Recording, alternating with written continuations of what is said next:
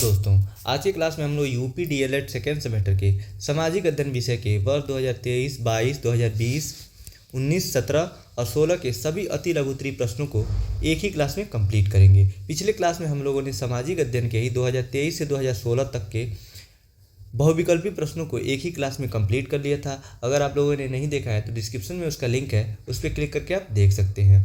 सामाजिक अध्ययन के अलावा सेकेंड सेमेस्टर के सभी विषय के प्रीवियस ईयर 2023 से 2016 तक के प्लेलिस्ट का लिंक नीचे डिस्क्रिप्शन में दिया हुआ है, उस पर क्लिक करके आप सेकेंड सेमेस्टर के प्रीवियस ईयर को देख सकते हैं। और राजन सीरीज के भी सभी सब्जेक्ट का लिंक अलग अलग दिया हुआ है, उस पर क्लिक करके आप राजन सीरीज भी देख सकते हैं। तो आइए आज का क्लास शुरू करते हैं। इसमें सबसे पहले हम लोग 2023 के क्वेश्चन पेपर को पढ़ेंगे। यहाँ पे देख रहे होंगे आप कि 2022 के बाद 2020 दिया हुआ है, 19 के बाद 17 दिया हुआ है, क्योंकि 2021 और 2018 में सेकेंड सेमेस्टर का कोई भी ये सामाजिक अध्ययन का कोई भी पेपर नहीं हुआ था, इसलिए इसका क्वेश्चन पेपर अवेलेबल नहीं है।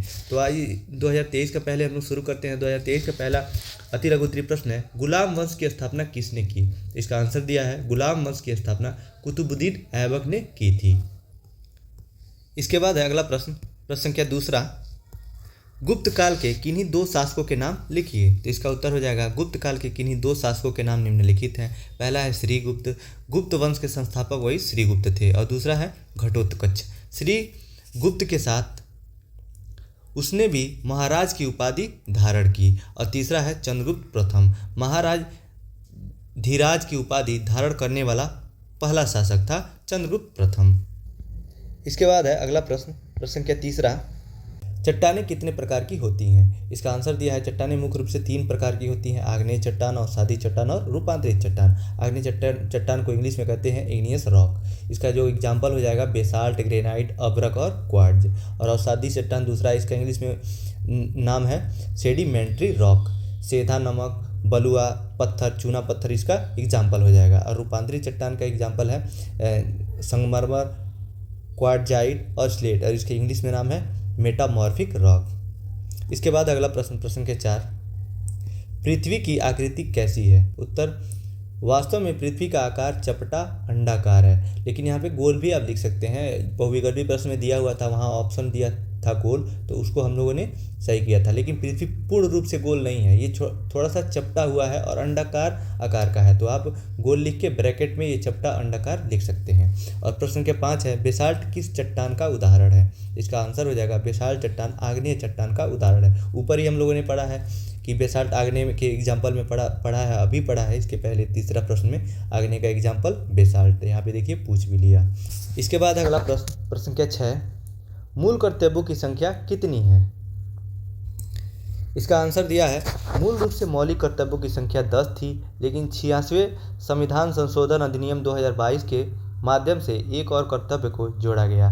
सभी 11 मूल कर्तव्य संविधान के अनुच्छेद 51 भाग 4 में सूचीबद्ध है। यहाँ पे मुख्य रूप से जो प्रश्न पूछा है, मूल कर्तव्यों की संख्या कितनी है, वर्तमान में ही पूछा है, तो आप लिखेंगे कि मूल कर्तव्यों की संख्या 11 है। बस इतना लिखेंगे, आपको 1 नंबर मिलेगा। 1 नंबर का प्रश्न है, इसमें जैसा पूछेगा प्रश्न ना वैसा ही आंसर दीजिएगा। तो बहुत बढ़ा चढ़ा के लिखने की ज़रूरत नहीं है, क्योंकि क्वेश्चन पेपर में बहुत बड़ा होता है, 40 प्रश्न होता है और समय मात्र 2 घंटा ही रहता है, उसी में सॉल्व करना रहता है। बढ़ाइएगा आप लघु उत्तरीय प्रश्न में, क्योंकि वहाँ पे 75 शब्दों में लिखना रहता है, तो वहाँ पे आप थोड़ा सा बढ़ा चढ़ा के लिखेंगे तो आपको अच्छे नंबर मिलेंगे। इसके बाद अगला प्रश्न के साथ, चालुक्य वंश का संस्थापक कौन था? तो इसका आंसर दिया है, चालुक्य वंश का संस्थापक पुलकेशिन प्रथम था, जिसने वादामी यानी वातापी को अपनी राजधानी के रूप में स्थापित किया। प्रश्न संख्या 8 है, दुग्ध क्रांति के जनक कौन थे? इसका आंसर है, डॉक्टर वर्गीज कुरियन को भारत भूमि पर दुग्ध क्रांति यानी श्वेत क्रांति के जनक के रूप में जाना जाता है। दुग्ध क्रांति का दूसरा नाम श्वेत क्रांति भी है,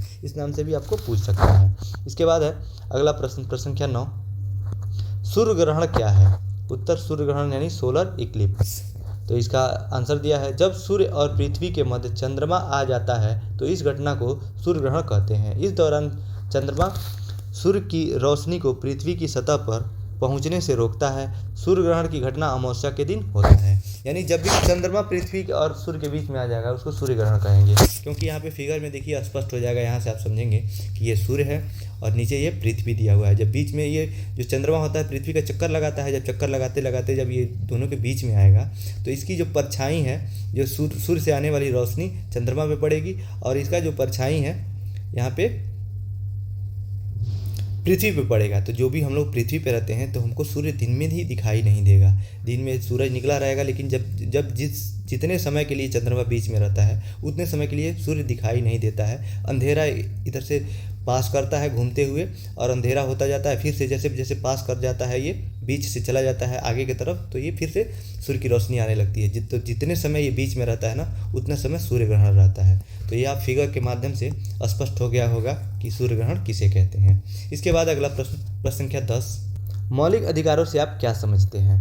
तो इसका आंसर देखिए काफ़ी बड़ा, मैंने यहाँ पे जितने भी मौलिक अधिकार हैं, मूल अधिकार हैं, उन सबको ऐड कर दिया है, क्योंकि अगर ये लघु उत्तरी में पूछेगा तो यहाँ से आप पढ़े रहेंगे तो वो कर लेंगे। और ये काफ़ी इंपॉर्टेंट जो ये टॉपिक है, ये प्रश्न है। मौलिक अधिकार आपको पूछता है कि समता का अधिकार किस अनुच्छेद से किस अनुच्छेद के बीच में होता है, तो आप 14 से 18 के बीच में होता है, तो ये सब पढ़ लेंगे। आप पढ़ लीजिए बाकी, और जो पूछेगा यहाँ पे पूछा हुआ है ना मौलिक अधिकारों के आप क्या समझते हैं, तो केवल आप 2 लाइन ये ऊपर का लिखेंगे, 3 लाइन, तब भी आपको 1 नंबर मिल जाएगा। बाकी जो है बाकी आप पढ़ लीजिए कि ये क्या होता है। लघु उत्तरी में भी पूछ सकता है, वहाँ आप लिख सकते हैं। इसका आंसर दिया है भारतीय संविधान के भाग 3 के अनुच्छेद 12 से 35 तक मूल अधिकारों का वर्णन है। इसे भारत का मैग्ना कार्टा की संज्ञा दी जाती है। इतना आप लिखेंगे तभी आपको 1 नंबर मिल जाएगा। बाकी नीचे से देखते हैं, भारतीय संविधान 6 मौलिक अधिकारों को प्रदान करता है, जिसमें पहला है समता का अधिकार, अनुच्छेद 14 से 18। जो यहाँ पे जो भारतीय मौलिक अधिकार होते हैं 12 से लेकर 35 तक होते हैं, जिसमें 14 से 18 तक समता का अधिकार है। दूसरा है स्वतंत्रता का अधिकार,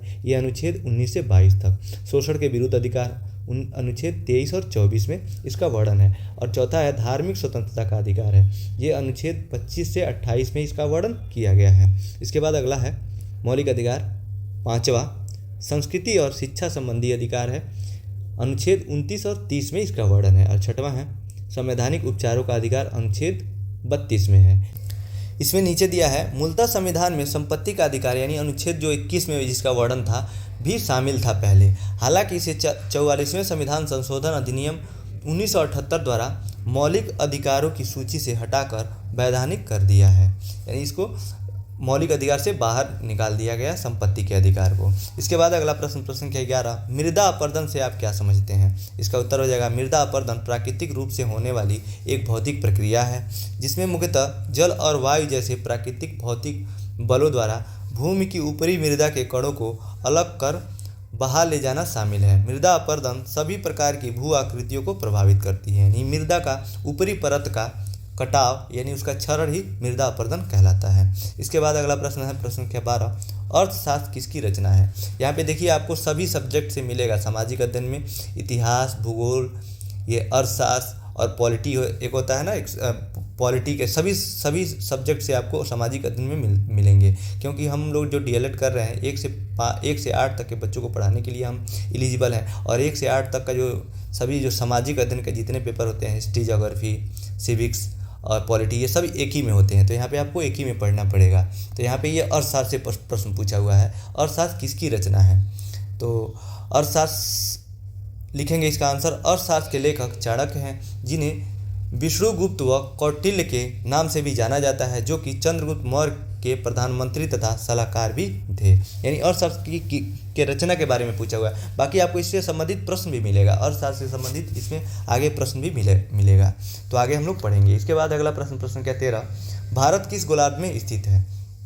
तो इसका आंसर है भारत अक्षांशीय रूप से उत्तरी गोलार्ध तथा देशांतरी रूप से पूर्वी गोलार्ध में स्थित है। प्रश्न के 14 है, भारत चीन के बीच युद्ध कब हुआ। इसका उत्तर हो जाएगा भारत चीन के बीच युद्ध 20 अक्टूबर 1962 को हुआ।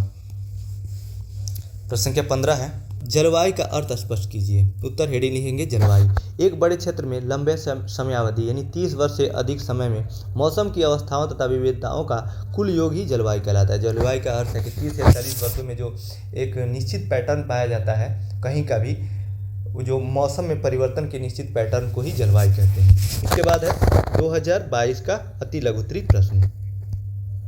तो 2022 का पहला अति लघुत्तरी प्रश्न है, डेल्टा किसे कहते हैं। इसका आंसर हो जाएगा, हेडिंग लिखेंगे डेल्टा, नदी अपने उद्गम से निकलकर बहते हुए अंत में किसी सागर या झील में गिरती या किसी अन्य जल स्रोत से मिलती है, तो उसके ढाल में कमी के कारण नदी के अपरदन द्वारा उत्पन्न अवसादों को अपने मुहाने पर इकट्ठा करती है। जिससे एक त्रिभुजाकार आकृति का निर्माण होता है, इसे डेल्टा कहा जाता है। यानी जब जो नदियाँ बहने लगती हैं वो समतल में आती हैं तो उसका स्पीड का भी धीमा हो जाता है, तो उसके द्वारा जो लाया गया सिल्ट रहता है और गाद रहता है उसको मुहाने पे इकट्ठा कर दिया जाता है, यानी वो उड़ेल देती हैं बाहर की तरफ। और ये देखिए यहाँ पे फिगर में दिखाया गया है यहाँ पे कि ये यहाँ पे जमा हो गया है, यही है डेल्टा। बीच में फिर से किनारे से ऐसे पानी बाहर चला जाता है, फिर आगे बहने लगता है और ये इधर किनारे से चला जाता है, बीच में ही वो इकट्ठा हो जाता है सिल्ट ना, तो यही डेल्टा कहलाता है। इसके बाद अगला प्रश्न संख्या 17, ज्वालामुखी कितने प्रकार के होते हैं? इसमें केवल प्रकार का नाम बताना है। अति लघु उत्तरी में जब भी पूछेगा तो आप इसके प्रकार का नाम बस बताएंगे। तो उत्तर लिखेंगे ज्वालामुखी मुख्यतः 3 प्रकार के होते हैं, सक्रिय या जागृत ज्वालामुखी, दूसरा है सुषुप्त या निदित ज्वालामुखी, ज्वालामुखी होगा, यहाँ पे ल नहीं रहेगा, ये मिस्टेक हो गया हमसे, ज्वालामुखी, और तीसरा है मृत ज्वालामुखी। अब इसके बारे में आप जान लीजिए, अगर जो आपके पास समय रहेगा तो लिखिएगा, नहीं भी लिखेंगे, केवल नाम लिखेंगे तो आपको 1 नंबर मिलेगा। इसमें लिखेंगे सक्रिय ज्वालामुखी में, सक्रिय ज्वालामुखी वे हैं जिनसे समय समय पर विस्फोट हो जाता है, यानी वो कॉन्टिन्यूसली उसमें विस्फोट होता रहता है, तो सक्रिय ज्वालामुखी, यहाँ नाम से ही पता चल रहा है सक्रिय रहते हैं ये ज्वालामुखी। और दूसरा है सुषुप्त या निदित ज्वालामुखी, वे जो वर्षों से शांत, स्तब्ध या सोए हुए जान पड़ते हैं पर उनमें सक्रिय या जागृत होने की संभावना रहती है, यानी वो कभी भी जागृत हो सकते हैं, फिलहाल वो सोए रहते हैं। तीसरा है मृत ज्वालामुखी, ये वे हैं जो युगों से शांत है और जिनका विस्फोट एकदम बंद हो गया है, उसको मृत ज्वालामुखी कहते हैं। जैसे अफ्रीका का किलिमंजारो, ये किलिमंजारो बहुत इंपॉर्टेंट ज्वालामुखी है, पूछता है कि किलिमंजारो किस देश में है, या फिर ये महाद्वीप भी पूछता है। ये 2019 के सुपर टेट में पूछा हुआ प्रश्न है, किलिमंजारो किस देश में, किस महाद्वीप में है, तो अफ्रीका महाद्वीप में है। इसके बाद अगला प्रश्न संख्या 18, वायुमंडल किसे कहते हैं? इसका उत्तर लिखेंगे, हेडिंग लिखेंगे वायुमंडल। हमारी पृथ्वी चारों ओर से वायु की घनी चादर से घिरी हुई है, जिसे वायुमंडल कहते हैं। पृथ्वी पर सभी जीव जीवित रहने के लिए वायुमंडल पर निर्भर हैं, यह हमें सांस लेने के लिए वायु प्रदान करता है। इसके बाद अगला प्रश्न संख्या 19, सूर्यताप किसे कहते हैं? तो इसका आंसर लिखेंगे, हेडिंग लिखेंगे सूर्यताप। इसमें दिया हुआ है, लघु तरंगों के रूप में पृथ्वी की ओर आने वाले सौर विकिरण को सूर्यताप कहते हैं। पृथ्वी की सतह पर पहुंचने वाली सूर्यताप की मात्रा सूर्य से विकिरित ताप की मात्रा से बहुत ही कम होती है, क्योंकि पृथ्वी सूर्य से बहुत छोटी है और यह सूर्य से बहुत दूर है। इसका कहने का अर्थ है कि जो सूर्यताप होता है, सूर्य से आने वाली जो भी लघु तरंगों के रूप में जो ताप होता है या सौर विकिरण होता है, उसी को सूर्यताप कहते हैं। इसके बाद है प्रश्न संख्या 20, ज्वार भाटा किसे कहते हैं? इसका आंसर लिखेंगे, ज्वार भाटा चंद्रमा एवं सूर्य की आकर्षण शक्तियों के कारण सागरी तल के ऊपर उठने तथा गिरने को ज्वार भाटा कहते हैं। सागरी जल के उठकर आगे, यहाँ पे आने नहीं होगा, आगे होगा, आगे बढ़ने को ज्वार तथा सागरी जल को नीचे गिरकर पीछे लौटने को भाटा कहते हैं। इसके बाद अगला प्रश्न है प्रश्न संख्या 21, गुलाम वंश के अंतिम शासक कौन थे? इसका आंसर लिखेंगे, गुलाम वंश का अंतिम शासक शमसुद्दीन क्यूमर्स थे। प्रश्न संख्या 22 है, कौटिल्य क्यों प्रसिद्ध थे? इसका आंसर लिखेंगे, एक प्रकांड विद्वान तथा एक गंभीर चिंतक के रूप में कौटिल्य तो विख्यात थे ही, एक व्यवहारिक एवं चतुर राजनीतिक के रूप में भी उन्हें ख्याति मिली थी। नंदवंश के विनाश तथा मगध साम्राज्य की स्थापना एवं विस्तार में उनके ऐतिहासिक योगदान है। यानी जो कौटिल्य के बारे में वो क्यों प्रसिद्ध थे, यहाँ पे बहुत सारे उनके बारे में दिया हुआ है। वो प्रकांड विद्वान थे, गंभीर चिंतक थे, चतुर राजनीतिज्ञ थे, मगध साम्राज्य की स्थापना कौटिल्य के द्वारा किया गया था और नंदवंश के विनाश का कारण भी कौटिल्य थे। इतने सारे कारणों से कौटिल्य को याद किया जाता है, यानी कौटिल्य प्रसिद्ध थे। इसके बाद अगला प्रश्न है प्रश्न संख्या 23, चोल वंश का संस्थापक कौन है? इसका आंसर लिखेंगे, चोल वंश का स्थापना विजयालय चोल नामक शासक ने की थी। प्रश्न संख्या 24 है, कुतुबुद्दीन ऐबक कौन थे? इसका उत्तर लिखेंगे, कुतुबुद्दीन ऐबक दिल्ली सल्तनत का स्थापक और गुलाम वंश का पहला सुल्तान था। यह गौरी साम्राज्य का सुल्तान मोहम्मद गौरी का एक गुलाम था। प्रश्न संख्या 25 है, इसके बाद आंतरिक शक्तियाँ किसे कहते हैं? इसका उत्तर लिखेंगे, जब आंतरिक विवर्तनिक शक्तियाँ क्षितिज दिशा में कार्यशील होती हैं तो तरंगें उत्पन्न होती हैं। इन तरंगों के कारण भूपृष्ठ की चट्टानों में भारी उथल पुथल होती है। धरातल पर वलन, भ्रंशन व चटकन पैदा हो जाते हैं। इसी को आंतरिक शक्तियाँ कहते हैं। जैसे देखिए, आंतरिक शक्तियाँ, यहाँ नाम से ही लग रहा है कि आंतरिक शक्तियाँ यानी अंदर की शक्तियाँ, पृथ्वी के जो भी अंदर शक्तियाँ मौजूद हैं, जो समय समय पे बाहर निकलती हैं, उन्हीं के कारण, जैसे कि ज्वालामुखी आता है, भूकंप आता है, सुनामी आता है, ये सब आंतरिक शक्तियों के कारण होता है। यानी पृथ्वी के अंदर निहित शक्तियों को ही आंतरिक शक्तियाँ कहते हैं। इसके बाद अगला प्रश्न है, प्रश्न के 26, भक्ति आंदोलन की उत्पत्ति के 2 कारण लिखिए। इसका आंसर नीचे दिया हुआ है। भारत में भक्ति आंदोलन के उदय के कारण सूफी संतों की उदार एवं सहिष्णुता की भावना तथा एकेश्वरवाद में उनकी प्रबल निष्ठा ने हिंदुओं को प्रभावित किया, जिस कारण से हिंदू इस्लाम के सिद्धांतों के निकट संपर्क में आए। हिंदुओं ने सूफियों की तरह एकेश्वरवाद में विश्वास करते हुए ऊंच नीच एवं जात पात का विरोध किया। यहाँ पे मुख्य रूप से पूछा हुआ था भक्ति आंदोलन की उत्पत्ति के 2 कारण। तो पहला कारण यहाँ दिया हुआ है, देखिए मैंने डार्क किया हुआ है, सूफी संतों की उदार एवं सहिष्णुता की भावना पहला। दूसरा, एकेश्वरवाद में उनकी प्रबल निष्ठा। इतना भी आप लिख देंगे, 2 1 1 यहाँ पे एक पहला इसको लिख देंगे और दूसरा इसको, तो आपको 1 नंबर मिल जाएगा। इसके बाद है प्रश्न के 27, हरित क्रांति का अर्थ बताइए। इसका उत्तर दिया हुआ है, हरित क्रांति यानी ग्रीन रेवोल्यूशन का अर्थ है कृषि उत्पादन में तेजी से बढ़ोतरी। यह भारत में 1960 के दशक में कृषि में सुधार के लिए शुरू की गई एक योजना थी। इसका मुख्य उद्देश्य देश में खाद्यान्न उत्पादन को बढ़ाना था, ताकि खाद्यान्न की कमी को दूर किया जा सके और देश आत्मनिर्भर बन सके। इसके बाद है प्रश्न संख्या 28, अपरदन किसे कहते हैं। तो इसका आंसर दिया हुआ है, अपरदन यानी इरोजन वह प्रक्रिया है जिसमें जल, वायु या ग्लेशियर द्वारा मिट्टी, चट्टानों और अन्य सतह सामग्री का क्षरण और हटाव होता है, जिसे भूमि का स्तर घटता है।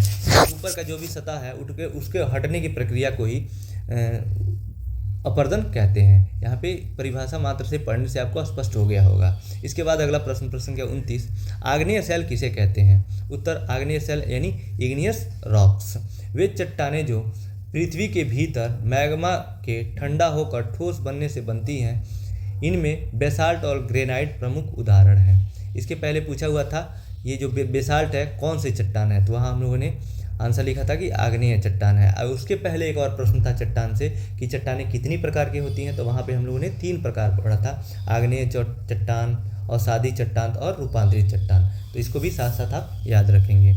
इसके बाद अगला प्रश्न क्या 30 है, संविधान किसे कहते हैं। तो इसका उत्तर दिया हुआ है, संविधान की परिभाषा किसी देश या संस्था द्वारा निर्धारित किए गए वह नियम जिसके माध्यम से संस्था का सुचारू ढंग से संचालन हो सके, उसे देश या संस्था का संविधान कहा जाता है। इसके बाद हम लोग 2020 के क्वेश्चन पेपर को पढ़ेंगे। 2000 ऊपर हम लोगों ने 22 पढ़ा है। 22 के बाद जो 21 में सामाजिक अध्ययन का सेकंड सेमेस्टर का एग्जाम नहीं हुआ था, इसलिए हम लोग 2020 का पढ़ रहे हैं। इसके बाद 2020 का पहला अति लघु उत्तरीय प्रश्न है, मौर्य साम्राज्य का अंतिम शासक कौन था। तो इसका आंसर लिखेंगे, मौर्य साम्राज्य का अंतिम शासक बृहद्रथ था।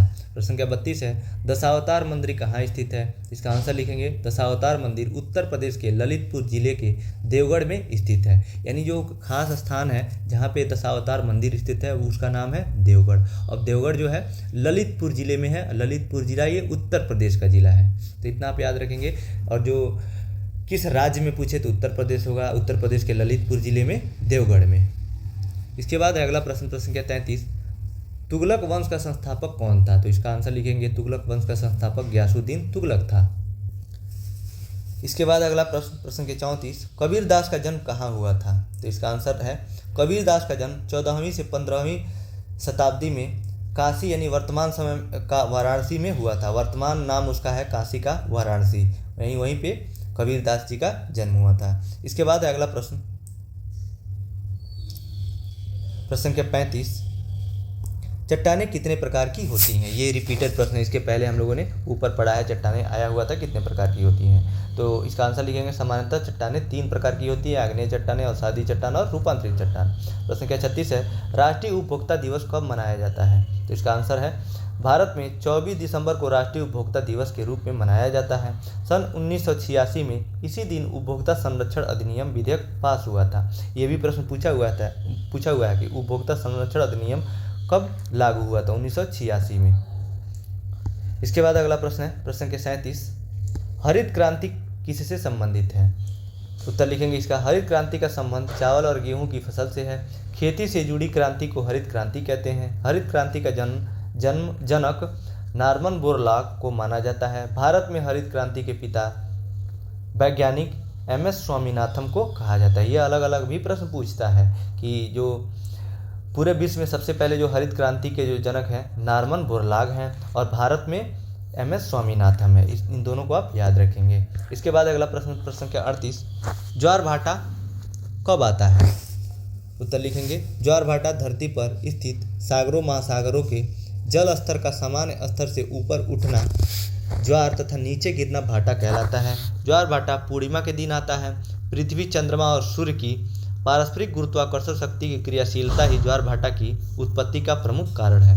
यानी जो ज्वार भाटा है, समुद्र की जो पानी है उसकी लहरें हैं, जब तीनों सूर्य, चंद्रमा और पृथ्वी एक सीध में होते हैं तो तीनों का गुरुत्वाकर्षण जब एक सीध में होते हैं तो मिल जाता है और नीचे जो धरती पे जो पानी होता है समुद्र में इसका स्तर बढ़ जाता है, नहीं वो खींच लेता है, थोड़ा सा ऊपर खींचता है तो इस जो तटें होती हैं दोनों तरफ की वो भर जाती हैं, तो इसी को ज्वार कहते हैं। और फिर से जब पुनः वो इसकी जो स्थिति चेंज होती है तो इनका गुरुत्वाकर्षण शक्ति कम होता है तो फिर से ये पानी नीचे आती है, तो इसी को भाटा कहते हैं। ये ज्वार भाटा हो गया। ये कब आता है? पूर्णिमा के दिन आता है। अब पूर्णिमा के दिन ये तीनों एक ही सीध में होते हैं।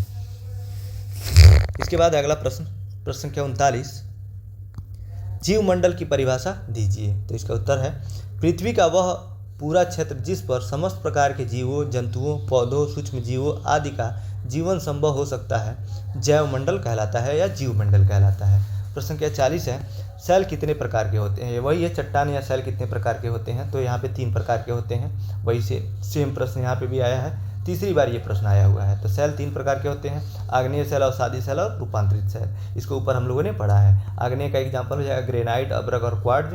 अवसादी का सेंधा नमक, ये सेंधा नमक एक में है, पत्थर, चूना, पत्थर। और रूपांतरित का संगमरमर, क्वार्टजाइट, स्लेट। यहाँ पे नीचे लिखा हुआ है क्वार्टजाइट और स्लेट। इसके बाद अगला प्रश्न है प्रश्न संख्या 41, सूर्य ग्रहण क्या है? तो इसका आंसर लिखेंगे सूर्य ग्रहण, जब सूर्य और पृथ्वी के मध्य चंद्रमा आ जाता है तो इस घटना को सूर्य ग्रहण कहते हैं। इस दौरान चंद्रमा सूर्य की रोशनी को पृथ्वी की सतह पर पहुंचने से रोकता है। सूर्य ग्रहण की घटना अमावस्या के दिन होता है। ये प्रश्न सेम प्रश्न रिपीट हुआ है, अभी हम लोगों ने ऊपर इसको पढ़ा है डिटेल में। इसके बाद अगला प्रश्न है प्रश्न संख्या 42, विजयनगर साम्राज्य का संक्षिप्त वर्णन कीजिए। तो इसका आंसर हो जाएगा विजयनगर साम्राज्य, जो कि दक्षिण भारत का एक शक्तिशाली साम्राज्य था। इसकी स्थापना 2 भाइयों राजकुमार हरिहर और बुक्का द्वारा 1336 ईस्वी में की गई। इसके बाद अगला प्रश्न संख्या 43, नागरिकता किस अनुच्छेद से संबंधित है? तो इसका आंसर लिखेंगे भारतीय संविधान में नागरिकता से संबंधित प्रावधान अनुच्छेद 5 से 11 के अंतर्गत दिए गए हैं। ये अनुच्छेद नागरिकता के प्रकार, अधिकार और नागरिकता प्राप्त करने के विभिन्न नियमों को परिभाषित करते हैं।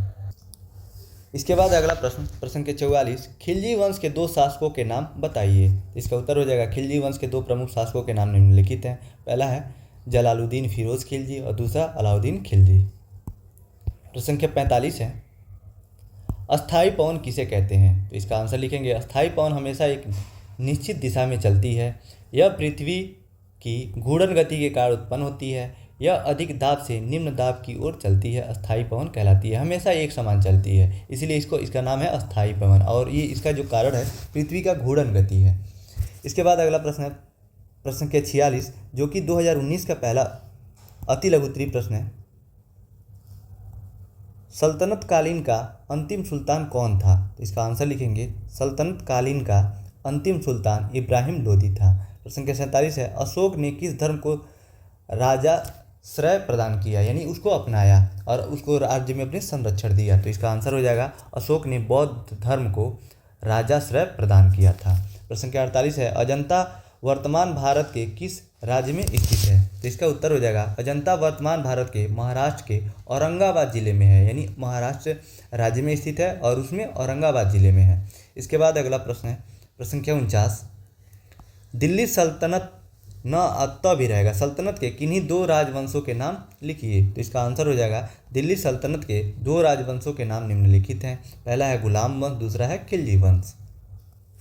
इसके बाद अगला प्रश्न संख्या 50, हर्षकालीन दो शिक्षा केंद्रों के नाम लिखिए। तो इसका उत्तर हो जाएगा हर्षकालीन दो शिक्षा केंद्रों के नाम निम्नलिखित हैं। पहला है तक्षशिला, दूसरा पाटलिपुत्र। अगला प्रश्न है प्रश्न संख्या 51, किस अक्षांश रेखा को भूमध्य रेखा कहा जाता है? तो इसका उत्तर लिखेंगे 0 डिग्री की अक्षांश रेखा को भूमध्य रेखा कहा जाता है। प्रश्न संख्या 52 है, इसको आप समझ लेते हैं। मान लीजिए ये पृथ्वी है, तो ये अक्षांश रेखाएं वही होती हैं जो पूरब से पश्चिम की तरफ खींची जाती हैं। तो 0 डिग्री जो अक्षांश होता है बीच में बिल्कुल सेंटर में होता है, इसी को भूमध्य रेखा भी कहा जाता है, क्योंकि बिल्कुल जो भूमि है, जो पूरा पृथ्वी है ना, तो इसके बिल्कुल मध्य में है, इसीलिए भूमध्य रेखा कहलाता है। इसके बाद अगला प्रश्न प्रश्न संख्या 52, अपक्षय क्या है? उत्तर, अपक्षय चट्टानों के अपने ही स्थान पर भौतिक, रासायनिक एवं जैविक क्रियाओं द्वारा टूटने फूटने की क्रिया को अपक्षय कहते हैं। इसके बाद अगला प्रश्न है प्रश्न संख्या 53, मौसम और जलवायु में क्या अंतर है? तो इसका उत्तर लिखेंगे मौसम और जलवायु में अंतर। इसमें पहला हेडिंग लिखेंगे मौसम। मौसम में पहला पॉइंट है, मौसम एक छोटे क्षेत्र की वायुमंडलीय दशाओं प्रतिनिधित्व करता है, वायुमंडलीय दशाओं को प्रतिनिधित्व करता है। दूसरा पॉइंट है, मौसम अल्पकालीन वायुमंडलीय दशा है। और तीसरा है, मौसम दिन में एक से अधिक बार बदल सकता है। और जलवायु में पहला है, जलवायु बड़े क्षेत्र या भूभाग की वायुमंडलीय दशाओं का प्रतिनिधित्व करता है। दूसरा है, जलवायु दीर्घकालीन वायुमंडलीय दशा है। और इसी में तीसरा पॉइंट है, जलवायु लंबे समय तक नहीं बदलता है। और मौसम में हम लोगों ने पढ़ा था कि एक दिन में कई बार बदल सकता है, तो ये अंतर हो जाएगा। और मौसम के ही पैटर्न को 30 से 40 साल लंबे समय के पैटर्न को ही जलवायु कहते हैं। प्रश्न के 54 है, वायुमंडल के सबसे निचली परत का क्या नाम है? तो इसका उत्तर लिखेंगे वायुमंडल के सबसे निचली परत का नाम क्षोभ मंडल है। प्रश्न के 55 है, विश्व के सबसे गहरे महासागरीय गर्त का क्या नाम है? तो इसका उत्तर लिखेंगे मरियाना। यहाँ पे मारियाना नहीं, कई जगह मारियाना मिलता है, वैसे ही आप मरियाना लिखिएगा। मरियाना गर्त विश्व का सबसे गहरा महासागरीय गर्त है। प्रश्न के 56 है, मूल अधिकारों को किन परिस्थितियों में स्थगित किया जा सकता है? तो इसका उत्तर हो जाएगा, संविधान के अनुच्छेद 352 के अनुसार राष्ट्रपति आपातकालीन स्थिति की घोषणा कर सकता है। इस आपातकालीन घोषणा करने के पश्चात अनुच्छेद 19 द्वारा नागरिकों को प्रदत्त सभी मूल अधिकार से स्थगित किया जा सकता है। यानी यहाँ पे प्रश्न पूछा हुआ था इसमें कि मूल अधिकारों को किन परिस्थितियों में स्थगित किया जा सकता है। तो आप लिखेंगे एक लाइन में, अगर जो लिखना चाहते हैं तो लिखिएगा कि आपातकालीन की स्थिति में मूल अधिकारों को स्थगित किया जा सकता है। और ये आपातकालीन लगाता कौन है? राष्ट्रपति। प्रश्न के 57 है, संवैधानिक उपचारों के अधिकार के अंतर्गत न्यायालय कितने प्रकार का लेख जारी करता है? तो इसका आंसर हो जाएगा, संवैधानिक उपचारों के अधिकार के अंतर्गत न्यायालय 5 प्रकार के रीट जारी करता है, जिनसे मौलिक अधिकारों की रक्षा होती है। अगला प्रश्न है प्रश्न संख्या 58, मुद्रास्फीति के किन्हीं 2 प्रकारों के नाम बताइए। ये अर्थशास्त्र से पूछा हुआ है, अर्थशास्त्र का ये प्रश्न है। तो इसका उत्तर लिखेंगे, मुद्रास्फीति के 2 प्रकार निम्नलिखित हैं। पहला है मंद मुद्रास्फीति, दूसरा है दौड़ती हुई मुद्रास्फीति। प्रश्न संख्या 59 है, उपभोक्ता संरक्षण अधिनियम कब पास हुआ? तो इसका आंसर लिखेंगे, उपभोक्ता संरक्षण अधिनियम पहली बार 1986 में पारित हुआ था, जिसका उद्देश्य उपभोक्ताओं के अधिकारों की रक्षा और विवादों के समाधान के लिए त्वरित न्याय प्रदान करना है। प्रश्न संख्या 60 है, विकसित अर्थव्यवस्था का क्या अर्थ है? तो इसका आंसर लिखेंगे, विकसित अर्थव्यवस्था से तात्पर्य ऐसी अर्थव्यवस्था से है जहां उच्च जीवन स्तर, उन्नत तकनीक, उद्योगों का विकास, स्थिर आय, शिक्षा, स्वास्थ्य सेवाएं और आधारभूत संरचना होती है, जिससे नागरिकों का जीवन स्तर बेहतर होता है। इसके बाद है 2017 का क्वेश्चन पेपर, क्योंकि 2018 में कोई पेपर नहीं हुआ था, इसलिए 2019 के बाद 2017 है। 2017 का पहला अति लघुत्तरीय प्रश्न है, चंदेलों के 2 प्रसिद्ध नगरों के नाम बताइए। तो इसका उत्तर हो जाएगा, चंदेलों के 2 प्रसिद्ध नगर खजुराहो और महोबा है। प्रश्न संख्या 62 है, राजपूत काल के 4 प्रमुख कवियों के नाम बताइए। तो इसका उत्तर हो जाएगा, राजपूत काल के 4 प्रमुख कवि हैं। पहला जयदेव, दूसरा कल्हड़, तीसरा भर्तृहरि और चौथा भारवी है। प्रश्न संख्या 63 है, भोज प्रबंध किसकी रचना है? तो इसका उत्तर लिखेंगे, भोज प्रबंध की रचना 12वीं शताब्दी के संस्कृत कवि बल्लाल द्वारा की गई है। इसमें राजा भोज के जीवन, उपलब्धियों और उनके दरबार के किस्सों का वर्णन मिलता है। यानी भोज प्रबंध बल्लाल की रचना है। प्रश्न संख्या 64 है, प्रयाग प्रशस्ति के रचयिता कौन थे? इसका उत्तर लिखेंगे, प्रयाग प्रशस्ति के रचयिता हरिशेन थे। वे गुप्त सम्राट समुद्रगुप्त के दरबारी कवि और मंत्री थे। इस प्रशस्ति में समुद्रगुप्त की विजयों और गुणों का वर्णन मिलता है। इसके बाद अगला प्रश्न संख्या 65, मौर्य वंश का संस्थापक कौन था? उत्तर चंद्रगुप्त मौर्य मौर्य वंश के संस्थापक थे। चाणक्य चंद्रगुप्त मौर्य के गुरु थे। प्रश्न संख्या 66 है, कुतुबुद्दीन ऐबक ने अपने शासनकाल में किन 2 मस्जिदों का निर्माण करवाया? तो इसका उत्तर लिखेंगे, कुतुबुद्दीन ऐबक ने अपने शासन काल में, यहाँ पे छूट गया है, शासन काल में निम्नलिखित 2 मस्जिदों का निर्माण करवाया। पहला है कुवल उल इस्लाम मस्जिद और दूसरा है कुतुब मीनार। इसके बाद है अगला प्रश्न संख्या 67, सल्तनत काल में राज्य का सर्वोच्च अधिकारी पदाधिकारी कौन होता था? तो इसका आंसर लिखेंगे, सल्तनत काल का सर्वोच्च अधिकारी या पदाधिकारी सुल्तान होता था, यानी सुल्तान को ही सबसे बड़ा अधिकारी माना जाता था सल्तनत काल में। प्रश्न संख्या 68 है, हिम नदियों के अपरदन से वी आकार की घाटी किस आकार में बदल जाती है? तो इसका उत्तर हो जाएगा, हिम नदियों के अपरदन से वी आकार की घाटी यू आकार में बदल जाती है। यानी जब भी नदियाँ ऐसे बहती हैं, मैं यहाँ फिगर बना रहा हूँ, देखिए ये पानी है, ये बह रही हैं और बीच में कोई डेल्टा बन गया, वी आकार की कोई घाटी बन गया। अब ये जब पानी ऐसे बहता रहता है तो धीरे धीरे ये जो इसका मुड़ने लगता है, ये ख़त्म होने लगता है, इसका जो ये शुरू वाला किनारा है, बाद में ये ऐसे बन जाता है, यू आकार में बदल जाता है। ये इसका किनारा जो होता है ये गायब हो जाता है, यहाँ से पानी के बहाव में ये बह जाता है। तो यही है कि भी आकार की घाटी किस आकार में बदल जाती है? तो यू आकार में बदल जाती हैं, ऐसे हो जाती हैं। इसके बाद अगला प्रश्न संख्या 69, वाष्पीकरण से आप क्या समझते हैं? उत्तर जब कोई तरल पदार्थ गैस में बदल जाए उसे वाष्पीकरण कहते हैं। वाष्पीकरण के कारण ही तालाब का पानी वाष्प के रूप में गायब हो जाता है, यानी किसी भी तरल पदार्थ का वाष्प बन के वायुमंडल में उड़ने की प्रक्रिया को वाष्पीकरण कहते हैं। प्रश्न संख्या 70 है, सूर्याभिताप किसे कहते हैं? ये प्रश्न रिपीटेड प्रश्न है, इसके ऊपर अभी हम लोगों ने इसको पढ़ा है। इसका आंसर हो जाएगा, लघु तरंगों के रूप में पृथ्वी की ओर आने वाले सौर विकिरण को सूर्याभिताप कहते हैं। यानी सूर्य से जो प्राप्त होने वाला ताप है या वो तरंगों के रूप में आता है पृथ्वी पे, तो उसी को सूर्याभिताप कहते हैं। प्रश्न संख्या 71 है, मूल अधिकार किस पर बल देते हैं? उत्तर मूल अधिकार नागरिकों की स्वतंत्रता, समानता, न्याय और धार्मिक स्वतंत्रता पर बल देते हैं। ये अधिकार व्यक्ति के विकास और सम्मानपूर्ण जीवन के लिए आवश्यक माने जाते हैं तथा राज्य द्वारा सुरक्षित होते हैं। इसके बाद अगला प्रश्न संख्या 72, अर्थव्यवस्थाओं का वर्गीकरण प्रमुख रूप से किन 2 आधारों से करते हैं? तो इसका उत्तर हो जाएगा, अर्थव्यवस्थाओं का वर्गीकरण प्रमुखता यानी प्रमुख रूप से 3 आधारों पर किया जाता है। पहला है समाजवादी अर्थव्यवस्था, दूसरा है पूंजीवादी अर्थव्यवस्था, तीसरा है मिश्रित अर्थव्यवस्था। तो ये 3 इसका वर्गीकरण 3 आधार पर किया जाता है। इसके बाद अगला प्रश्न संख्या 73, उत्पादन क्या है? तो इसका उत्तर लिखेंगे, उत्पादन वह प्रक्रिया है जिसमें विभिन्न संसाधनों जैसे भूमि, श्रम, पूंजी का उपयोग करके वस्तुएं या सेवाएं बनाई जाती हैं जो मानव की आवश्यकताओं और इच्छाओं की पूर्ति में सहायक होती है, उसी को उत्पादन कहते हैं। प्रश्न संख्या 74 है, उपभोक्ता संरक्षण अधिनियम कब लागू हुआ? इसके पहले पूछा हुआ था कि कब पारित किया गया, तो पारित किया गया था 1986 में और उसी वर्ष लागू भी हुआ था। इसका आंसर पढ़ते हैं हम लोग। इसका उत्तर दिया है, उपभोक्ता संरक्षण अधिनियम 1986 में पारित हुआ और उसी वर्ष लागू भी हुआ। इसका उद्देश्य उपभोक्ताओं के अधिकारों की रक्षा और विवादों के निपटारे के लिए त्वरित न्याय प्रदान करना है।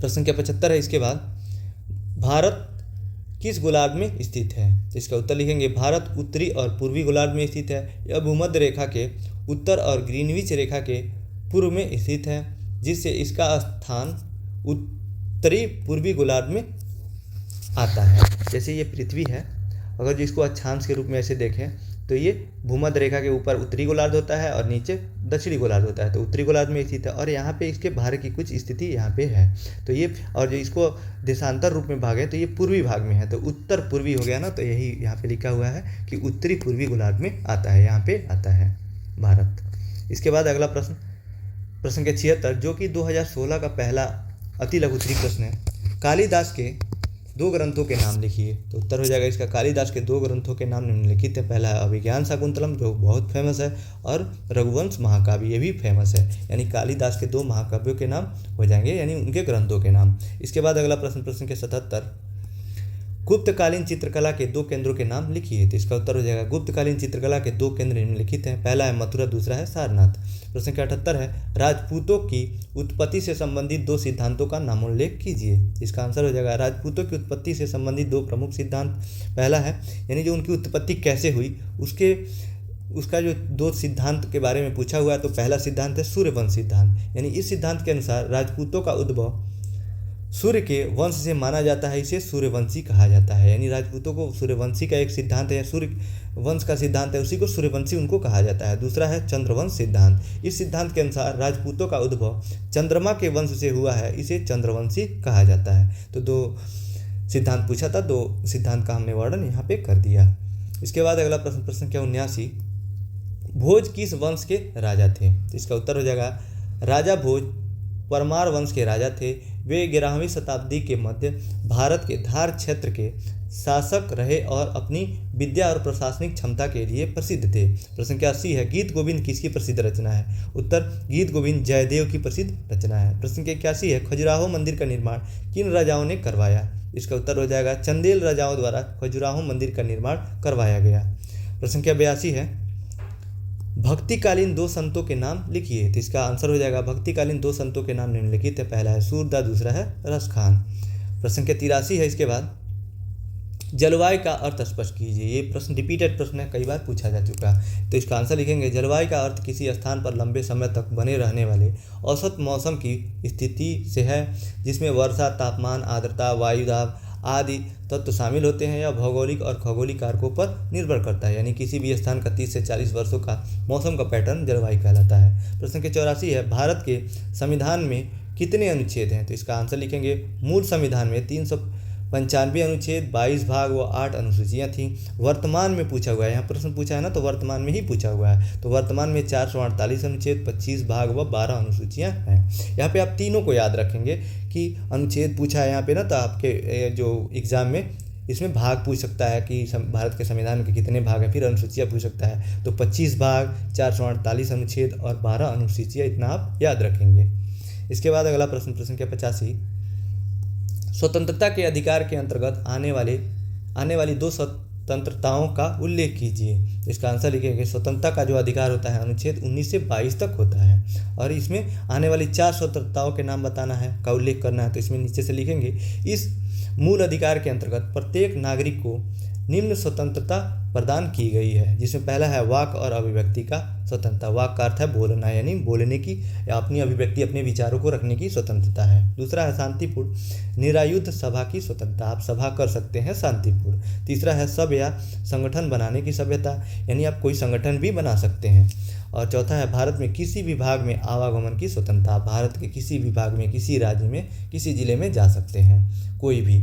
इसके बाद अगला प्रश्न संख्या 86, भूस्खलन से क्या होता है? तो इसका उत्तर लिखेंगे धरती के अंदर हलचलों जैसे पत्थर खिसकना या गिरना, पथरीली मिट्टी का बहाव इत्यादि इसके अंतर्गत आता है। भूस्खलन का जो पहाड़ों पे मुख्य रूप से देखा जाता है, जो सड़कें बनी रहती हैं किनारे किनारे काट करके पहाड़ों को, ऊपर से जो पहाड़ पूरा गिर जाता है सड़क के, जैसे कि वो मिट्टी से पूरा मिट्टी लेते हुए और पूरा गिर जाता है, उसी को भूस्खलन कहते हैं। प्रश्न संख्या 87 है, भारतीय सेना का सर्वोच्च सेनापति कौन होता है? तो इसका आंसर लिखेंगे भारतीय सेना का सर्वोच्च सेनापति भारत का राष्ट्रपति होता है, और इससे तीनों सेनाओं का प्रमुख भी होता है राष्ट्रपति ही।